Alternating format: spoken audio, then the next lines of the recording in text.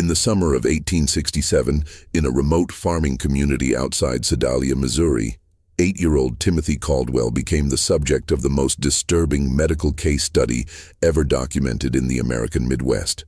Dr. Samuel Harding, the region's only physician, filled 3 leather-bound journals with observations of a child whose behavior defied every principle of human nature known to 19th-century medicine. The boy appeared normal, even charming to casual observers, but beneath his innocent exterior lay something that medical science of the era simply could not explain. For 6 months, 3 people died in accidents around Timothy Caldwell, along with dozens of farm animals found dead under mysterious circumstances. 11 people who had all, in some way, crossed paths with a child whose smile never reached his pale blue eyes. The official records were sealed by local authorities and hidden away for over a century, but the truth about Timothy Caldwell reveals a darkness that challenges everything we thought we knew about the capacity for evil in childhood. Before we continue with the story of Timothy Caldwell and the terror that gripped Sedalia County, if this story intrigues you, make sure to subscribe to our channel and ring that notification bell so you never miss our deep dives into America's darkest historical mysteries. And please, let us know in the comments what state or city you're listening from. We love hearing from our community of mystery enthusiasts around the world. The events that would make Timothy Caldwell infamous began not with violence, but with loss. The Missouri of 1867 was a state still bleeding from the wounds of civil war. Towns like Sedalia had sent their young men to die on distant battlefields, leaving behind widows, orphans, and communities struggling to rebuild. The Caldwell farm, nestled in a valley 15 miles south of town, had once been prosperous.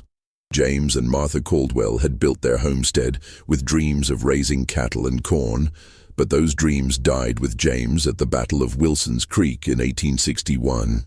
Martha tried to maintain the farm alone, but consumption took her lungs in the bitter winter of 1865.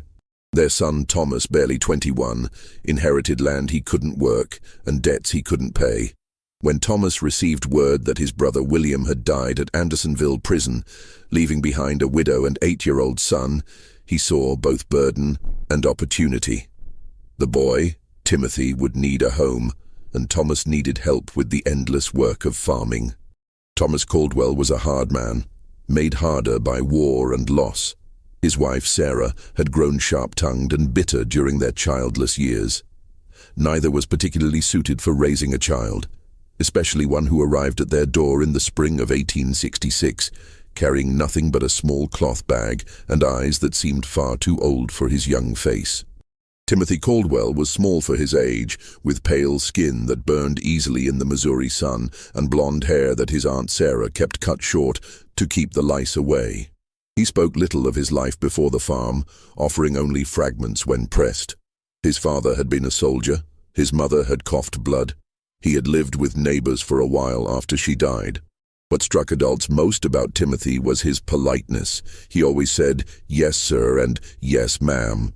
He never complained about work or punishment. He seemed in every way to be the model of a well-behaved child. Dr. Samuel Harding first encountered Timothy in June of 1866, when the boy accompanied his uncle to town for supplies. Harding, a graduate of the Missouri Medical College and one of the few formally trained physicians west of St. Louis, had developed a keen eye for reading people during his years treating both Union and Confederate soldiers. Something about the Caldwell boy unsettled him, though he couldn't identify what. The child was perfectly respectful, Harding would later write in his journal. He answered questions directly, maintained appropriate eye contact, and displayed none of the fidgeting or shyness typical of rural children encountering strangers. Yet I found myself deeply uncomfortable in his presence. His gaze held an intensity that seemed to suggest he was studying me with the same clinical interest that I typically reserved for my patients. The farming community around Sedalia was small enough that everyone knew everyone else's business. The Caldwell farm was isolated, but not so isolated that neighbors didn't notice things. Mrs. Eleanor Patterson, whose property bordered the Caldwell land, would often see Timothy working in the fields or tending to the livestock.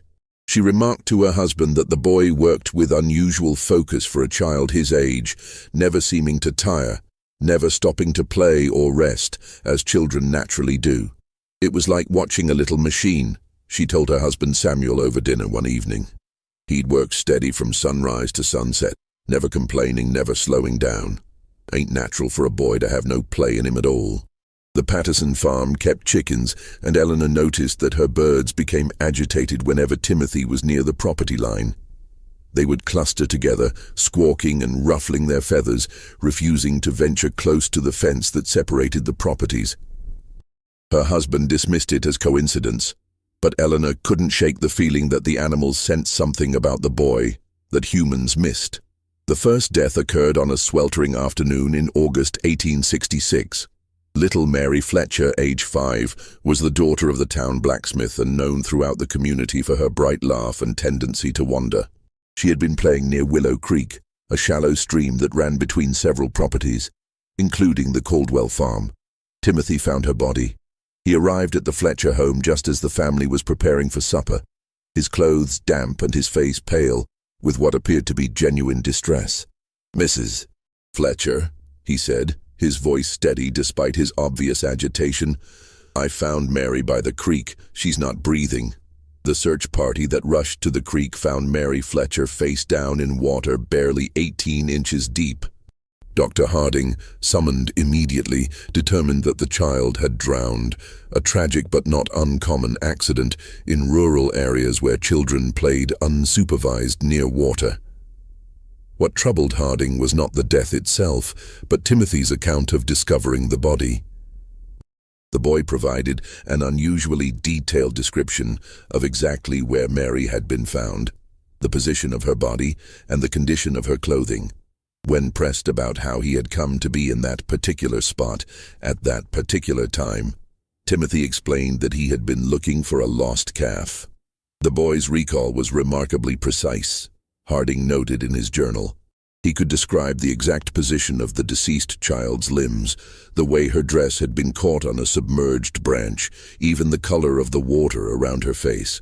Such attention to detail seemed unusual for a child who claimed to be frightened and upset by the discovery. Thomas Caldwell, when questioned, confirmed that one of their calves had indeed gone missing that morning and that he had sent Timothy to search the creek area. The calf was found 2 days later, healthy and grazing in a meadow nearly a mile from where Mary Fletcher had drowned. The Fletcher family, devastated by their loss, received Timothy's sympathy with gratitude. He had, after all, been the one to find their daughter and alert them immediately. At the funeral, Timothy sat quietly with his aunt and uncle, his head bowed respectfully throughout the service. When the family thanked him for his quick action in alerting them, he accepted their gratitude with appropriate solemnity. "I wish I could have found her sooner," he told Mary's father, his voice carrying just the right note of regret and sorrow.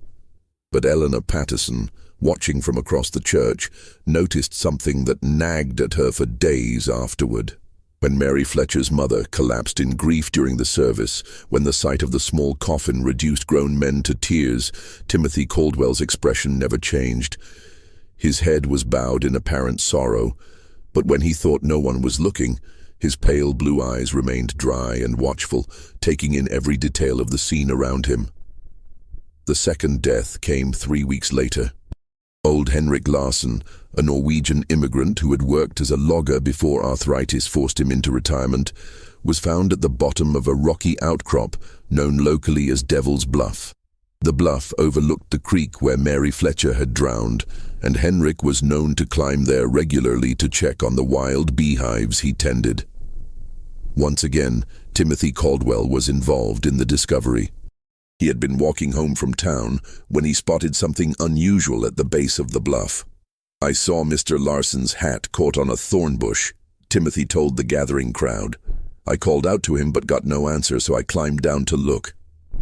Henrik Larsson was dead, his neck broken from what appeared to be a fall from the top of the 40-foot bluff. Dr. Harding's examination revealed that the old man had likely died instantly upon impact. The only unusual aspect of the scene was the presence of several dead bees scattered around the body. far more than would typically be found away from a hive.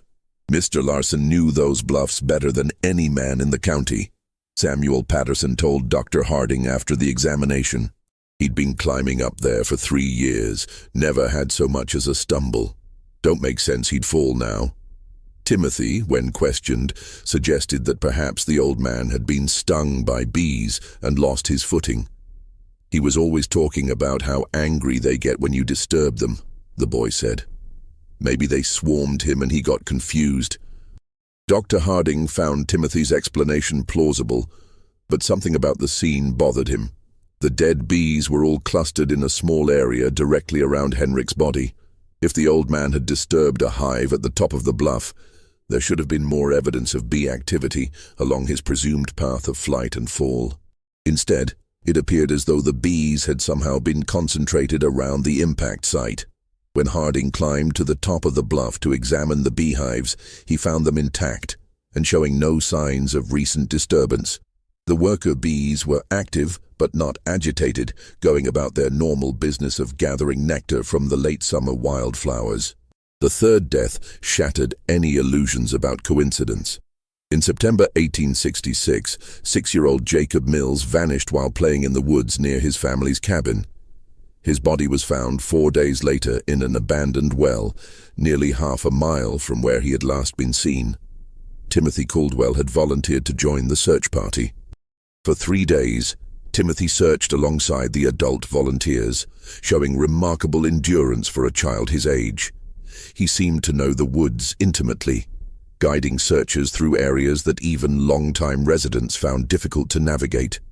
When asked how he had learned the terrain so well, Timothy explained that he often explored the woods during his free time, looking for useful plants and herbs that his aunt could use for cooking and medicine. On the 4th day, Timothy appeared at the Mills cabin just after dawn. "I think I've found something," he told Jacob's father, his voice heavy with exhaustion. "There's an old well about a half-mile north of here. I heard what sounded like crying." The well was partially concealed by fallen logs and overgrown brush. Jacob Mills was at the bottom, alive but barely conscious, suffering from dehydration and exposure. Dr. Harding was summoned immediately, but the boy died within hours of being pulled from the well, his small body unable to recover from the ordeal. The child had been at the bottom of that well for nearly 4 days, Harding wrote in his journal. The fact that Timothy Caldwell was able to locate him in such an obscure location raises troubling questions. How extensive is the boy's knowledge of the local terrain? What other hidden dangers might he be aware of? More troubling still was Timothy's behavior during Jacob's final hours. While the Mills family maintained a vigil around their dying son, Timothy sat quietly in the corner of the cabin, apparently praying. But Dr. Harding, positioned where he could observe the boy without being noticed, saw something that deeply disturbed him. Timothy wasn't praying. His lips were moving, but his eyes were fixed on Jacob Mills with an intensity that seemed almost scientific. He appeared to be cataloging every detail of the dying child's condition. The labored breathing, the pale skin, the way consciousness flickered in and out. When Jacob finally died, Timothy's expression showed no grief or shock. Instead, there was something that Harding could only describe as satisfaction. After the funeral, Dr. Harding made an excuse to visit the abandoned well where Jacob had been found. The site troubled him for reasons he couldn't articulate. The well was indeed well hidden, concealed by natural debris that would have taken considerable effort to move. Yet Timothy had claimed to hear crying from this location, a claim that seemed improbable given the depth of the well and the amount of brush covering it. As Harding examined the scene more carefully, he noticed something that the initial rescue party had missed in their urgency to save Jacob Mills. Around the rim of the well, the debris had been arranged with unusual precision. Logs and branches that should have fallen randomly showed signs of deliberate placement, creating a natural-looking camouflage that would be nearly impossible to spot unless one knew exactly where to look. The implications were too disturbing to voice aloud, but Harding could not shake the suspicion that Jacob Mills had not simply fallen into the well. Someone had placed him there, and someone had carefully concealed the location until the boy was too weak to survive rescue. That evening, Harding began keeping detailed notes about Timothy Caldwell. If his suspicions were correct, the boy posed a danger to the entire community. But suspicions were not evidence, and evidence was exactly what Harding lacked. The problem was that Timothy Caldwell was, by all appearances, a model child. He attended church regularly with his aunt and uncle, sitting quietly through services and reciting prayers with appropriate reverence. He worked diligently on the farm, completing tasks that would challenge many adult workers. He spoke respectfully to his elders and showed proper deference to authority figures. Most importantly, Timothy had plausible explanations for his presence at each tragedy. He had been looking for a lost calf when he found Mary Fletcher. He had been walking home from town when he spotted Henrik Larsson's hat. He had volunteered to help search for Jacob Mills, as any concerned member of the community would do. But Harding's medical training had taught him to look beyond surface appearances. In treating wounded soldiers, he had learned to recognize the signs of men who killed not from patriotic duty or desperate necessity, but from something darker and more fundamental. There was a coldness in such men, a disconnection from normal human emotion that manifested in subtle ways: too little reaction to horror, too much interest in suffering, an ability to discuss violence with clinical detachment. Timothy Caldwell displayed all of these characteristics, but compressed into the body and face of an 8-year-old child.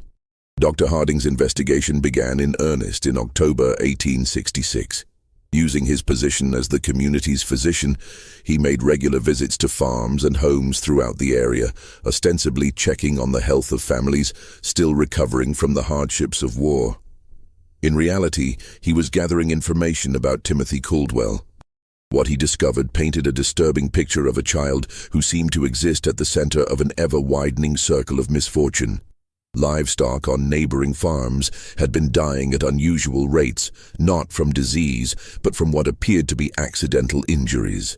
Chickens were found with broken necks, apparently killed by foxes that left no other signs of predation. Pigs suffered mysterious wounds that became infected and led to death. Horses developed sudden lameness that forced farmers to put them down. Mrs. Eleanor Patterson confided to Dr. Harding that she had lost 17 chickens in the past 2 months. "It's the strangest thing," she said. "They're dying 1 or 2 at a time, always found in the morning with their necks broken clean. My husband thinks it's foxes, but I've never seen fox sign around the coop. And the way they're killed, it's too neat, too careful." When Harding examined the most recent casualties, he found evidence that supported Eleanor's suspicions.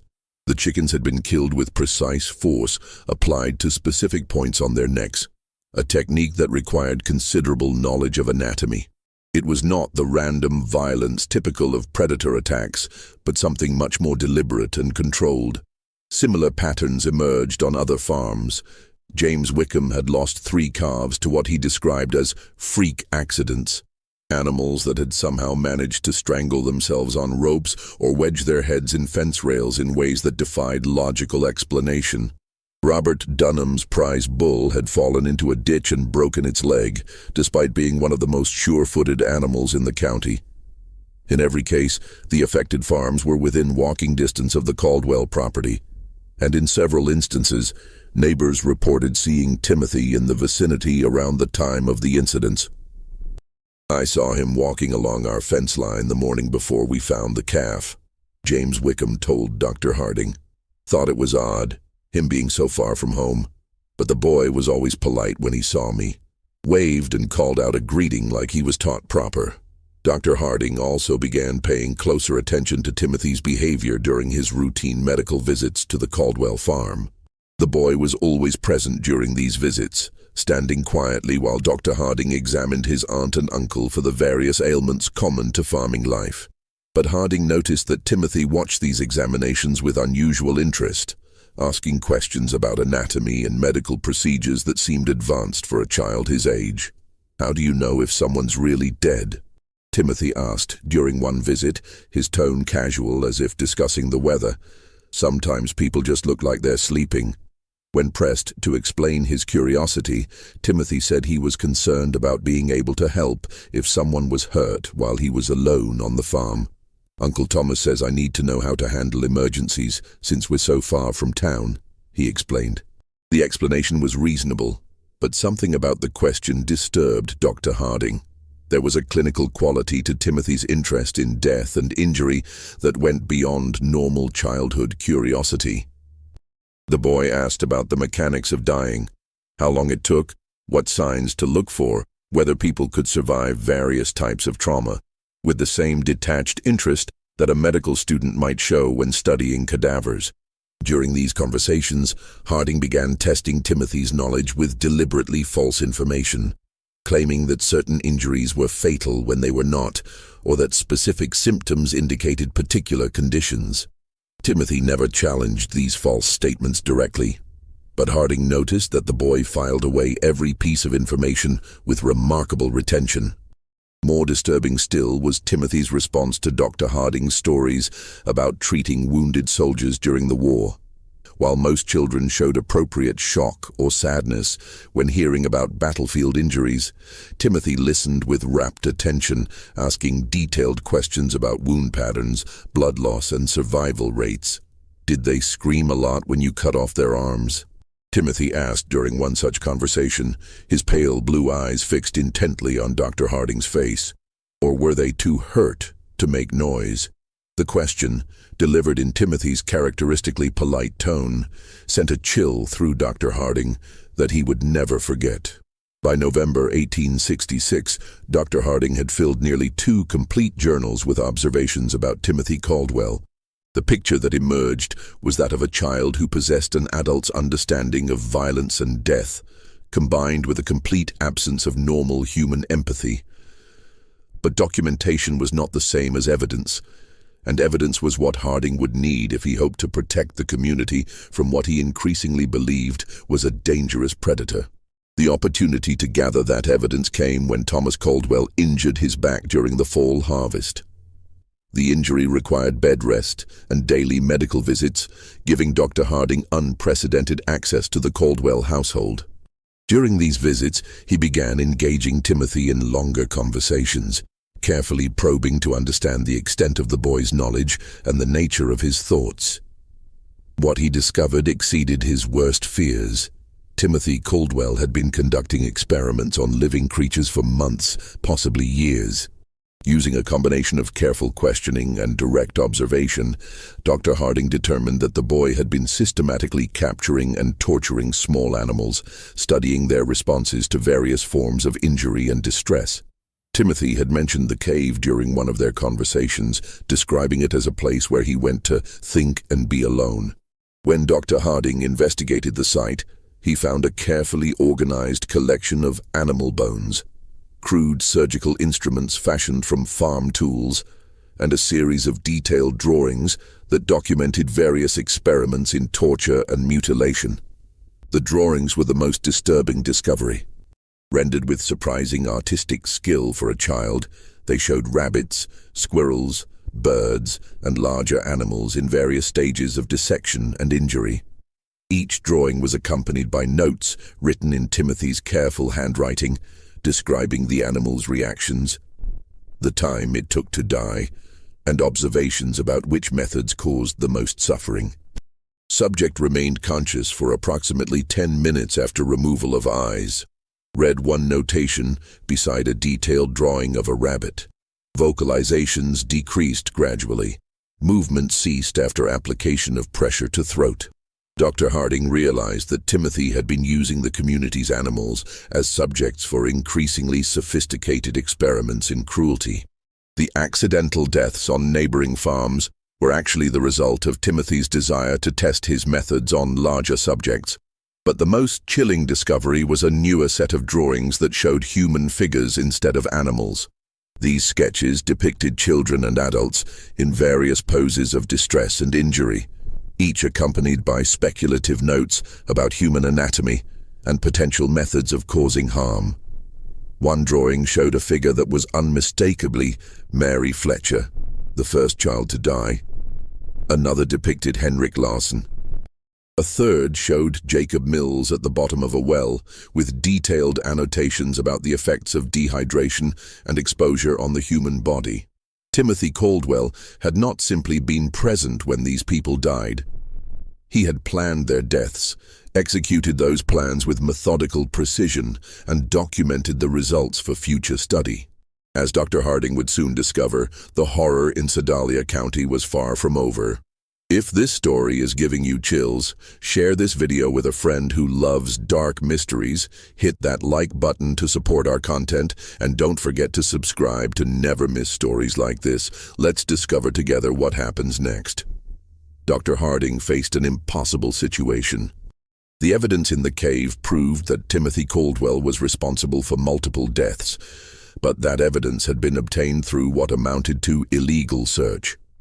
Moreover, the idea that an 8-year-old child could be a calculating murderer was so far outside the accepted understanding of human nature that no court would accept such a claim. The medical science of 1867 had no framework for understanding antisocial personality disorder or psychopathy. The prevailing belief was that children were inherently innocent, corrupted only by bad influences or traumatic experiences. The idea that a child could be born without the capacity for empathy or moral reasoning was literally inconceivable to most people. Dr. Harding knew that if he presented his findings to local authorities, he would likely be dismissed as a man whose mind had been damaged by too many years of treating war casualties. The evidence would be explained away. Timothy would be defended as a traumatized orphan acting out his grief, and the killings would continue. Instead, Dr. Harding decided to confront Timothy directly. During his next visit to the Caldwell farm, he asked the boy to walk with him to check on the livestock in the far pasture. Once they were alone, Dr. Harding revealed what he had discovered in the cave. Timothy's reaction was not what Dr. Harding had expected. The boy showed no surprise, no denial, no fear at being caught. Instead, he listened calmly as Dr. Harding described the drawings and notes, occasionally nodding as if confirming the accuracy of the doctor's observations. "You're not going to tell anyone," Timothy said, when Dr. Harding finished speaking. It was not a question or a plea, but a statement of fact delivered with absolute confidence. "Why wouldn't I?" Dr. Harding asked, genuinely curious about the boy's reasoning. Timothy smiled, the first genuine expression of emotion that Dr. Harding had ever seen on his face. "Because no one would believe you," he said, "and because you're curious about what I'll do next." The boy was right on both counts. Dr. Harding knew that his claims would sound like the ravings of a man losing his sanity. But Timothy had also identified something that the doctor was reluctant to admit even to himself. A scientific fascination with observing the development of what might be the most dangerous human being he had ever encountered. "How long have you been doing this?" Dr. Harding asked. "Since I was 5, Timothy replied matter-of-factly. "Maybe earlier. I started with insects, then mice, then bigger things. It's interesting to see how different animals react to the same treatments." "And the people who died?" Timothy shrugged. "They were experiments too. I wanted to see if people would react the same way as animals.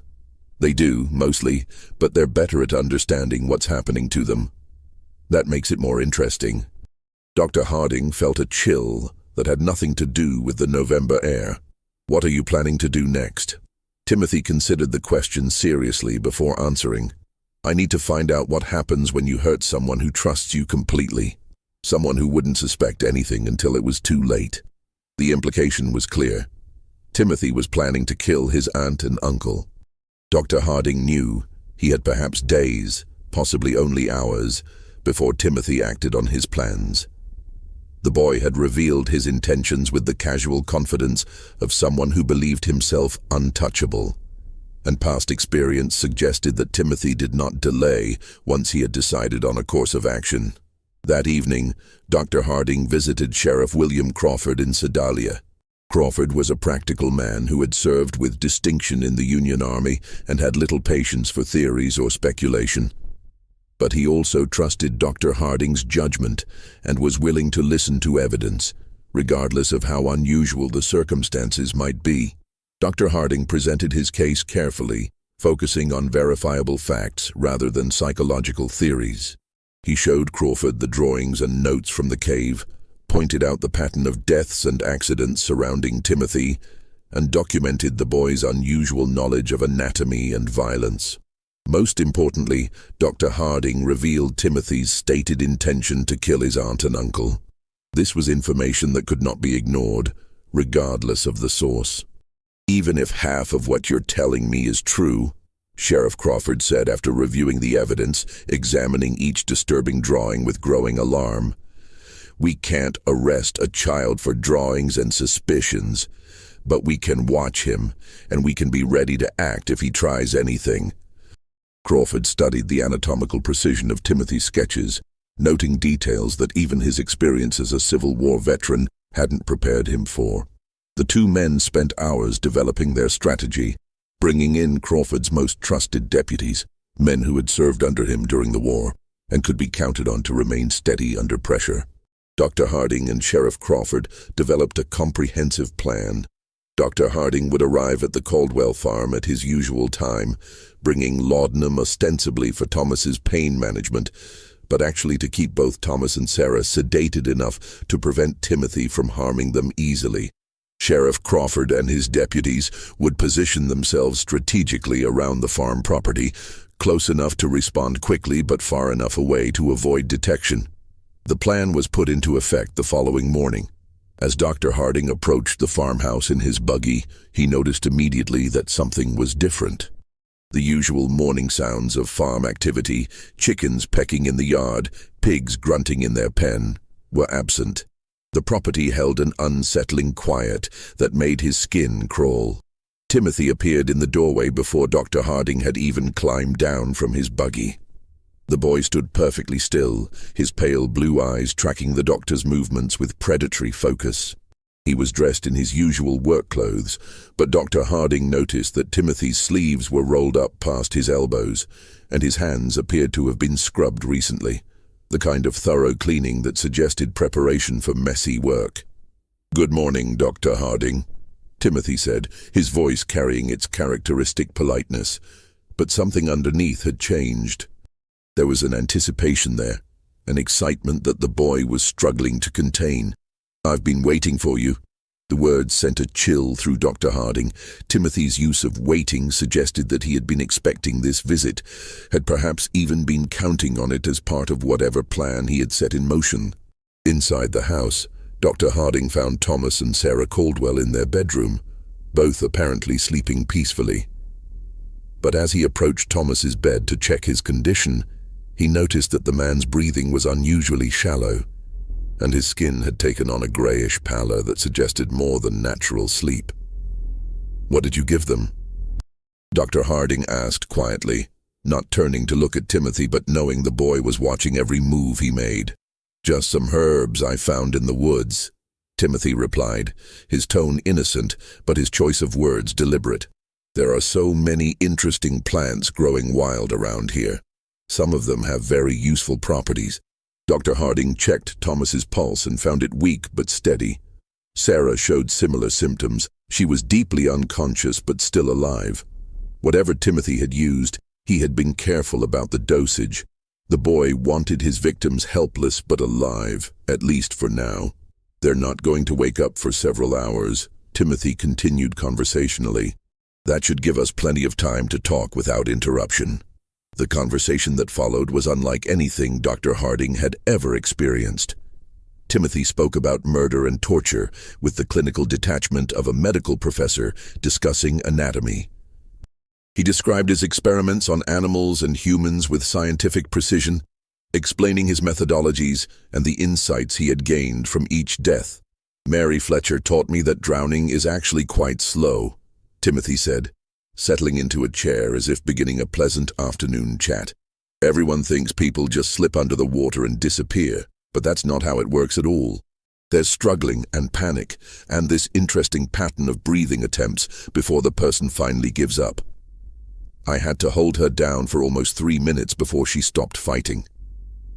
Dr. Harding felt his blood turn to ice. You held her under the water. Timothy nodded eagerly. She was playing by the creek and I told her I'd found a pretty stone on the bottom. When she bent over to look, I just pushed her head down and held it there. She was so small that it didn't take much strength, but she fought harder than I expected. That's when I realized that people have much stronger survival instincts than animals. And Henrik Larsson? That was more complicated, Timothy admitted. I couldn't overpower him physically, so I had to be more creative. I knew he checked his beehives every Thursday morning, so I went up to the bluff the night before and loosened some of the stones along the edge.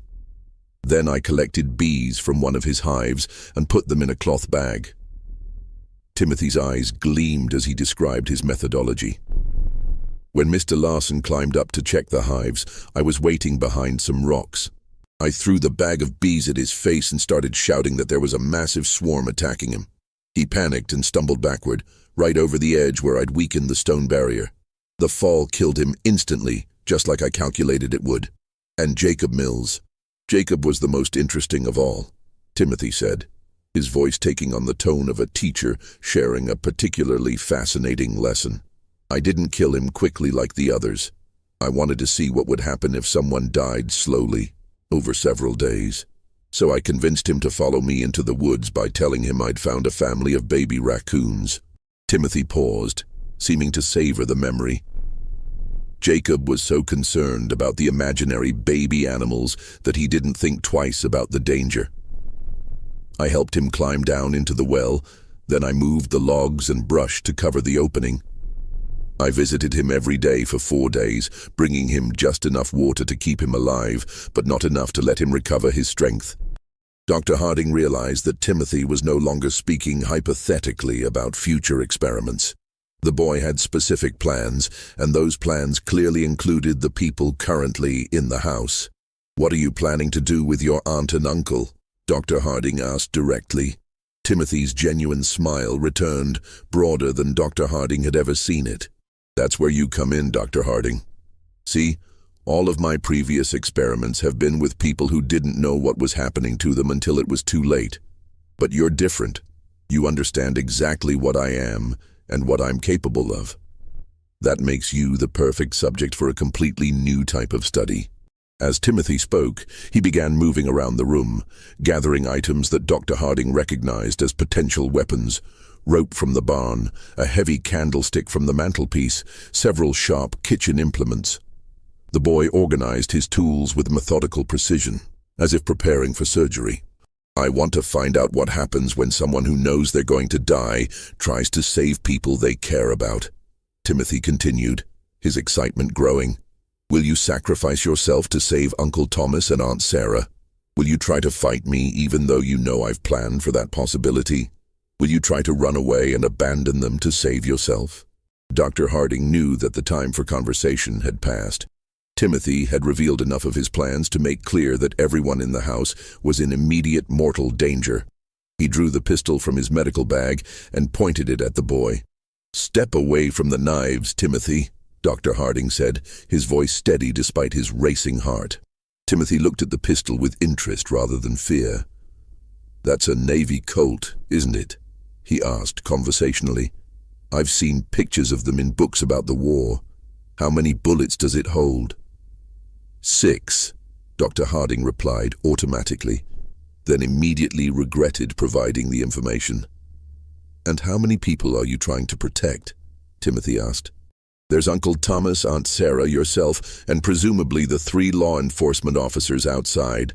That's 6 people if my counting is correct. So even if you shoot me, you'll have used up all your ammunition." Timothy moved closer, no longer bothering to stay out of pistol range. "You want to know how I became what I am?" he said, his voice taking on an almost hypnotic quality. "You want to understand whether I was born this way or whether something made me this way. You want to know if there are others like me and how to recognize them before they start killing." Each statement was true, and Timothy's ability to identify and exploit Dr. Harding's intellectual curiosity was as frightening as his capacity for violence. The boy understood people well enough to predict their behavior and manipulate their responses, even when they knew they were being manipulated. The confrontation came as Timothy approached his sleeping uncle with a length of rope in his hands. Dr. Harding stepped forward to intervene, but Timothy moved with surprising speed and strength, producing the kitchen knife and slashing at the doctor's arm. The struggle that followed was brief, but violent. Timothy fought with the desperate ferocity of a cornered animal, using the knife with skill that spoke of considerable practice. The boy was smaller and weaker than Dr. Harding, but he was also faster and more agile, and he fought with the calculated precision of someone who had studied anatomy extensively. Dr. Harding managed to grab Timothy's wrist and twist until the boy dropped the knife, but Timothy immediately produced another blade from his clothing. It became clear that the boy had prepared multiple weapons and positioned them strategically throughout the house. The sound of their fight brought Sheriff Crawford and his deputies running from their concealed positions. They burst through the back door to find Dr. Harding struggling with Timothy, while Thomas and Sarah Caldwell lay unconscious on their bed, apparently unaware of the violence occurring around them. Deputy Mitchell quickly subdued Timothy, while Dr. Harding caught his breath and checked on the unconscious couple. When the dust settled, Timothy Caldwell sat calmly in the corner of the room, his clothes torn and his face bloodied, but his pale blue eyes still holding that same cold intelligence that had first disturbed Dr. Harding so many months earlier. "You can't prove anything," Timothy said as the deputies secured him with ropes. "Nobody will believe that a child did all those things." Sheriff Crawford looked down at the boy with a mixture of disgust and fascination. "Maybe not," he said, "but we don't have to prove everything. Attempting to murder your family is enough to see you locked up, regardless of your age." Timothy smiled at that, the same genuine expression of emotion that Dr. Harding had seen the day before. "You won't hang me," he said with absolute confidence. "I'm too young and I'm too interesting. Someone will want to study me instead." Just when we thought we'd seen it all, the horror in Sedalia County intensifies. If this story is giving you chills, share this video with a friend who loves dark mysteries. Hit that like button to support our content. And don't forget to subscribe to never miss stories like this. Let's discover together what happens next. Timothy Caldwell was wrong about his fate, but right about the impossibility of proving his crimes. When Sheriff Crawford attempted to present the evidence from the cave to county prosecutors, he encountered exactly the resistance that Dr. Harding had predicted. The drawings and notes were dismissed as the products of a disturbed child acting out trauma from his parents' deaths. The pattern of accidents and deaths was attributed to coincidence compounded by Timothy's unfortunate habit of being helpful during emergencies. The attempted murder of Thomas and Sarah Caldwell, however, could not be explained away. 3 law enforcement officers had witnessed Timothy attacking his sleeping relatives with clear intent to kill. Even the most sympathetic observers could not argue that an 8-year-old boy would attack family members with a knife unless something fundamental was wrong with his character. The legal system of 1867 had no framework for dealing with violent children. Timothy was too young for adult prosecution, but too dangerous for simple placement in an orphanage or reformatory. The case created unprecedented challenges for Missouri's justice system, attracting attention from legal scholars and medical professionals throughout the region. After weeks of legal wrangling and consultation with experts from as far away as Boston and Philadelphia, a compromise was reached. Timothy would be remanded to the custody of the Missouri State Hospital for the Insane in Fulton, where he would be studied and treated by the most advanced alienists available in the region. The decision satisfied no one completely. Prosecutors wanted Timothy tried as an adult for murder, while defense attorneys argued that no child so young could be held responsible for his actions. Medical professionals were divided between those who believed Timothy could be rehabilitated and those who considered him incurably dangerous. Dr. Samuel Harding volunteered to accompany Timothy to the hospital and remained there for 3 months, documenting the boy's behavior and working with hospital staff to develop understanding of what they were dealing with. The resulting case study became one of the first systematic examinations of antisocial behavior in children, though it would not be published until decades after the events. Timothy adapted to hospital life with the same calculating intelligence he had shown on the farm. He quickly learned to mimic appropriate emotions and responses, convincing several staff members that he was making remarkable progress in overcoming his traumatic episodes. Timothy would cry convincingly when discussing his crimes, express remorse that seemed genuine, and display what appeared to be authentic gratitude for the care he was receiving. But Dr. Harding observed that Timothy was merely studying the people around him, learning to manipulate them more effectively. The boy had created what amounted to a comprehensive catalog of human emotional responses, and he could reproduce these signals with remarkable accuracy, despite feeling none of the underlying emotions himself. The subject displays remarkable cognitive abilities coupled with complete absence of genuine emotional response, Dr. Harding wrote in his detailed reports. He has learned to simulate normal human reactions with sufficient skill to deceive casual observers, but extended observation reveals the performance to be entirely artificial. Timothy understands happiness as the face people make when they want something good to continue, and sadness as the face people make when they want others to help them. But he has never actually experienced either emotion himself. Dr. Harding's evaluation also revealed the extent of Timothy's violent fantasies and future plans. When the boy believed he had gained Dr. Harding's trust by pretending to be fascinated by the scientific approach to studying human behavior, Timothy began sharing ideas for future experiments that made his past crimes seem almost restrained by comparison. He has developed elaborate scenarios for testing human responses to various forms of psychological and physical torture, Dr. Harding reported confidentially. His plans demonstrate remarkable creativity and attention to detail, as well as a sophisticated understanding of human psychology. If he were allowed to mature and gain additional resources, he would likely become one of the most dangerous individuals in American history. The hospital records show that Timothy remained at the facility for 18 months. During that time, several unexplained incidents occurred that bore the hallmarks of Timothy's methods. Other patients were found dead in circumstances that suggested accident or natural causes, but which showed patterns of deliberate planning when examined carefully. 3 elderly patients died from apparent heart failure after interacting with Timothy, though all had been in relatively good health previously. 2 younger patients suffered what appeared to be accidental falls that resulted in serious injuries. But both incidents occurred in areas where Timothy had been seen earlier in the day. Most disturbing were the reports of patients who claimed Timothy had been visiting them at night, standing silently beside their beds and watching them sleep.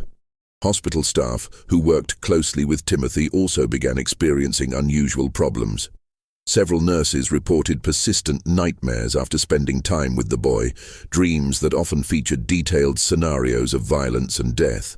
2 attendants requested transfers to other wards, claiming that they felt constantly watched, even when Timothy was supposedly confined to his room.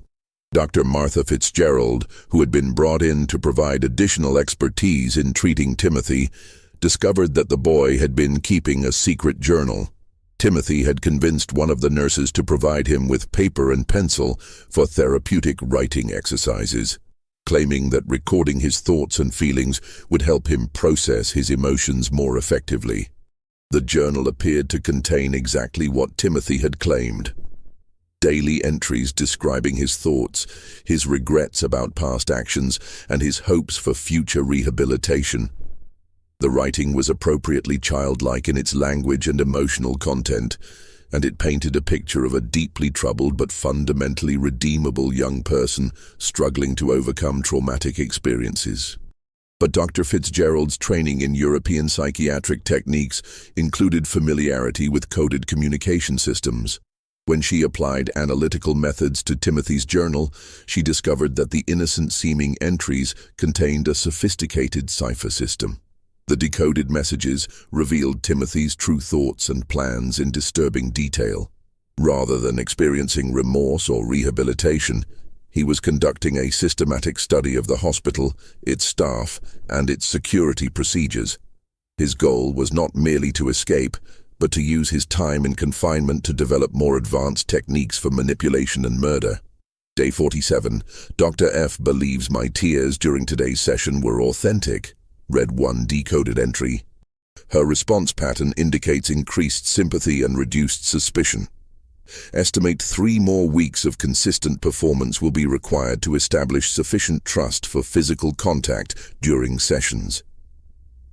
The discovery of Timothy's coded journal led to an immediate tightening of security procedures and a reduction in his contact with hospital staff. But Timothy adapted to these changes with characteristic flexibility, shifting his focus from manipulation to information gathering about hospital routines and potential escape routes. In the summer of 1868, Timothy Caldwell disappeared from the Missouri State Hospital under circumstances that were never fully explained. The official investigation concluded that he had somehow managed to escape during a transfer between buildings, despite being under constant supervision by multiple guards. Dr. Harding suspected that Timothy's escape had been far more sophisticated than the official report suggested. The boy had demonstrated remarkable patience and planning ability throughout his confinement, and it seemed likely that he had spent months preparing for his departure. Evidence discovered after Timothy's disappearance suggested that he had been manipulating the facility staff far more successfully than anyone had realized. Several guards reported having made small policy exceptions for Timothy in the weeks before his escape, allowing him slightly longer exercise periods, providing him with additional reading materials, making minor adjustments to his daily routine that individually seemed harmless, but collectively may have created opportunities for escape. He spent 1.5 years studying that facility and its personnel. Dr. Harding wrote in his final report on the case. By the time he made his move, he understood the psychology of every person who worked there better than they understood themselves. His escape wasn't an act of desperation, it was the culmination of a carefully executed plan. In the months and years following Timothy's disappearance, Dr. Harding began collecting reports of suspicious deaths and accidents throughout the Midwest. Many of these incidents bore hallmarks that seemed consistent with Timothy's methods. Carefully staged accidents that resulted in death, evidence of systematic torture of animals, and the presence of a child who seemed unusually helpful and emotionally mature.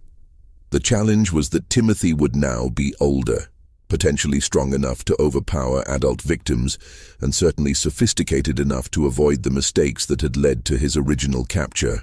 His time of intensive study in human psychology, combined with his natural intelligence and complete lack of moral restraint, had created something unprecedented in American criminal history. Dr. Harding spent the remaining years of his career tracking these reports and attempting to develop a comprehensive understanding of what Timothy Caldwell represented. His private journals, discovered after his death in 1891, contained hundreds of pages documenting cases that might have involved Timothy, along with theoretical discussions about the nature of evil and the possibility that some individuals might be born without the capacity for moral reasoning.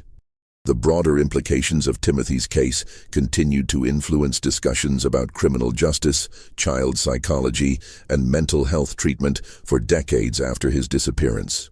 His ability to deceive trained professionals raised uncomfortable questions about the reliability of psychiatric evaluation, while his manipulative skills highlighted the potential dangers of assuming that all children are inherently innocent and redeemable.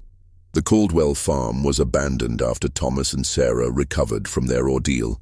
Neither could bear to remain in the place where they had unknowingly harbored a killer for nearly 2 years. The property eventually reverted to the county and was sold to developers in the 1890s, but local residents avoided the area for decades afterward.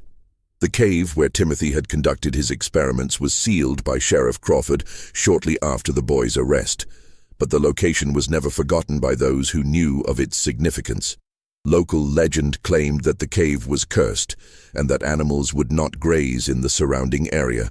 Dr. Harding's journals were donated to the Missouri Historical Society in 1923 by his daughter, who felt that the scientific value of her father's observations outweighed concerns about the disturbing nature of the content. The journals remain in the Society's archives, available to researchers who can demonstrate legitimate academic interest in the development of psychological understanding. Thomas and Sarah Caldwell never spoke publicly about their experience with Timothy, but both lived under assumed names for the remainder of their lives, apparently fearing that the boy might someday return to finish what he had started.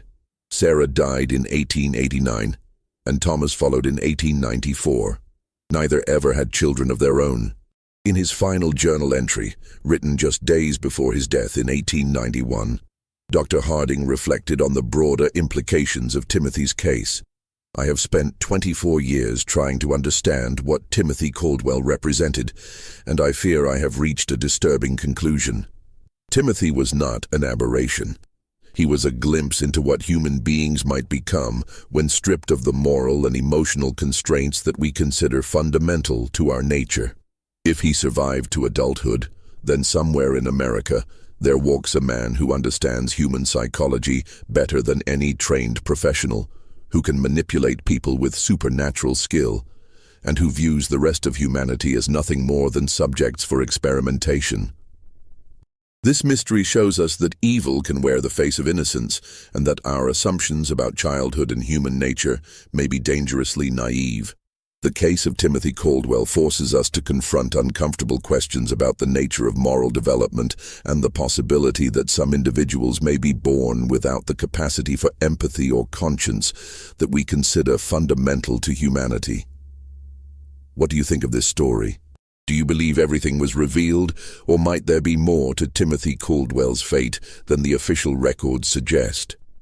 Leave your comment below and let us know your thoughts about this disturbing chapter in American history. If you enjoyed this tale and want more horror stories like this, subscribe, hit the notification bell, and share with someone who loves mysteries as dark and complex as this one. Remember, the truth is often more terrifying than fiction, and history holds secrets that continue to challenge our understanding of human nature. See you in the next video.